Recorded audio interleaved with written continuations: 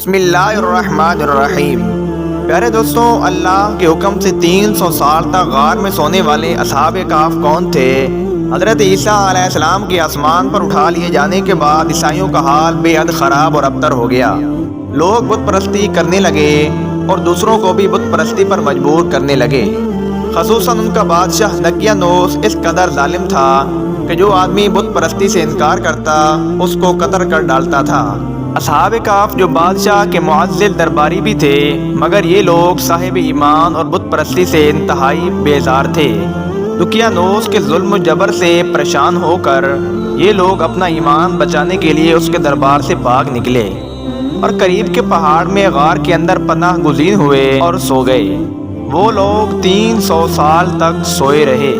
دقیانوس نے جب ان لوگوں کو تلاش کرایا اور اس کو معلوم ہوا کہ یہ لوگ غار کے اندر ہیں تو وہ بے حد ناراض ہوا اور غیظ و غضب میں یہ حکم دے دیا کہ غار کو ایک سنگین دیوار اٹھا کر بند کر دیا جائے تاکہ یہ لوگ اسی حال میں رہ کر مر جائیں اور وہیں غار ان لوگوں کی قبر بن جائے۔ مگر اس نے جس آدمی کے سپرد یہ کام کیا تھا وہ بہت نیک دل تھا۔ اس نے اصحاب کہف کے نام، ان کی تعداد اور ان کا پورا واقعہ ایک تختی پر لکھ کر تانبے کی صندوق کے اندر رکھ کر دیوار کی بنیاد میں رکھوا دیا اور اسی طرح کی ایک تختی شاہی خزانے میں محفوظ کرا دی۔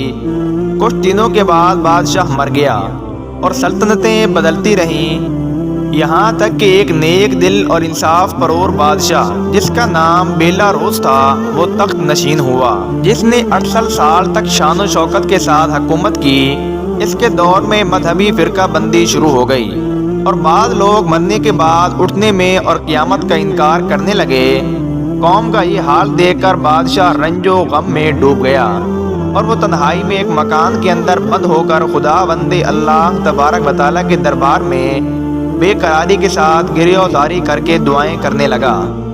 یا اللہ، کوئی ایسی نشانی ظاہر فرما دے تاکہ لوگوں کو مرنے کے بعد زندہ ہو کر اٹھنے کا اور قیامت کا یقین ہو جائے۔ بادشاہ کی یہ دعا مقبول ہو گئی اور اچانک بکریوں کے چرواہے نے اپنی بکریوں کو ٹھہرانے کے لیے اسی غار کو منتخب کیا اور دیوار کو گرا دیا۔ دیوار گرتے ہی لوگوں پر ایسی ہیبت اور دہشت سوار ہو گئی کہ دیوار گرانے والے خوف کے مارے وہاں سے بھاگ گئے اور اصحاب کہف اللہ کے حکم سے اپنی نیند سے بیدار ہو کر اٹھ بیٹھے اور ایک دوسرے سے سلام و کلام کے بعد عبادت کی۔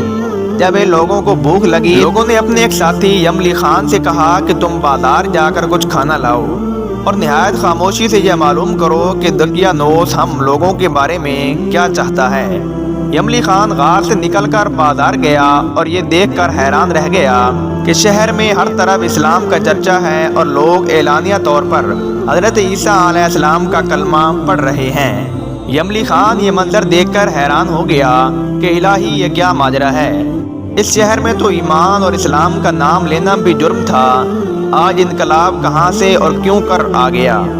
پھر یہ یملی خان ایک نان بائی کی دکان پر کھانا لینے گیا اور تب دقیانوس کے زمانے کا روپیہ نکال کر دیا جس کا چلن بند ہو چکا تھا، بلکہ کوئی اس سکے کا دیکھنے والا بھی نہیں تھا۔ دکاندار کو شک ہوا کہ شاید اس آدمی کو کوئی پرانا خزانہ مل گیا ہے، چنانچہ دکاندار نے اس کو حکام کے سپرد کیا اور حکام نے ان سے خزانے کے بارے میں پوچھ گچھ کی اور کہا بتاؤ خزانہ کہاں ہے؟ یملی خان نے کہا کہ کوئی خزانہ نہیں، یہ ہمارا روپیہ ہے۔ حکام نے کہا ہم کس طرح مان لیں کہ یہ تمہارا ہے؟ یہ سکہ تو 300 سال پرانا ہے اور صدیاں گزر گئی ہیں کہ اس سکے کا چلنا بند ہو گیا ہے اور تم ابھی جوان ہو، لہذا صاف صاف بتاؤ کہ مسئلہ کیا ہے۔ یہ سن کر یملی خان نے کہا کہ تم لوگ یہ بتاؤ کہ دقیانوس بادشاہ کا کیا حال ہے؟ حکام نے کہا آج روئے زمین پر اس کا نام کا کوئی بادشاہ نہیں ہے، ہاں سینکڑوں سال گزر گئے کہ اس نام کا ایک ہے ایمان بادشاہ گزرا ہے جو بت پرست تھا، تو اس نے کہا کہ ہم لوگ اس کے خوف سے اپنا ایمان اور جان بچا کر بھاگے تھے۔ ہمارے ساتھی قریب ہی ہیں، ایک غار میں موجود ہیں، تم لوگ میرے ساتھ چلو، میں تم لوگوں کو ان سے ملوا دیتا ہوں۔ چنانچہ حکام اور عمرا شہر کثیر تعداد میں اس غار کے پاس پہنچے اصحاب کہف یملی خان کے انتظار میں تھے۔ جب اس کی واپسی میں دیر ہوئی تو ان لوگوں نے خیال کر لیا کہ شاید یملی خان گرفتار ہو گیا ہے، اور غار کے منہ پر بہت سارے آدمیوں کا شور دیکھا تو وہ سمجھے کہ غالباً بادشاہ وقت کی فوج ہماری گرفتاری کے لیے آن پہنچی ہے۔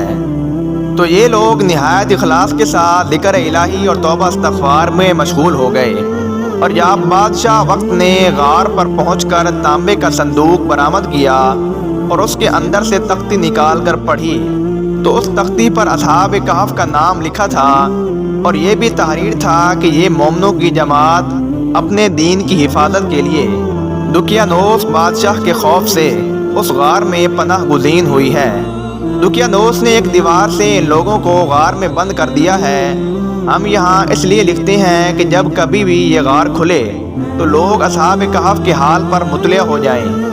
حکام تختی کی عبارت پڑھ کر حیران رہ گئے، اور ان لوگوں نے اپنے بادشاہ بیلاروس کو اس واقعے کی اطلاع فوراً دی۔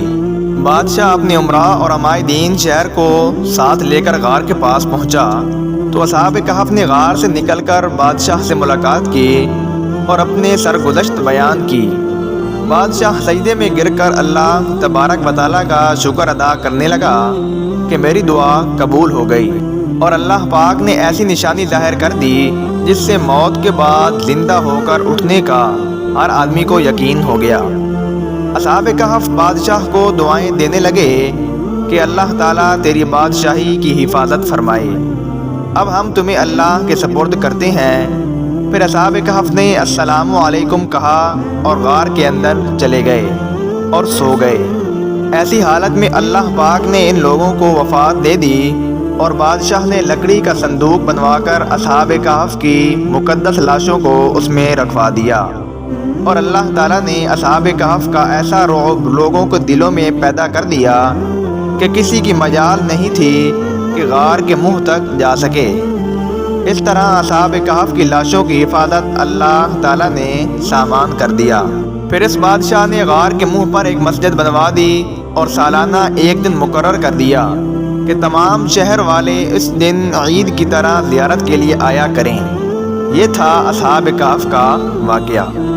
امید کرتے ہیں ویڈیو اچھی لگی ہوگی۔ اگر ویڈیو اچھی لگے تو ویڈیو کو لائک اور سبسکرائب کریں تاکہ ایسے ہی ویڈیو آپ تک بآسانی پہنچ سکے۔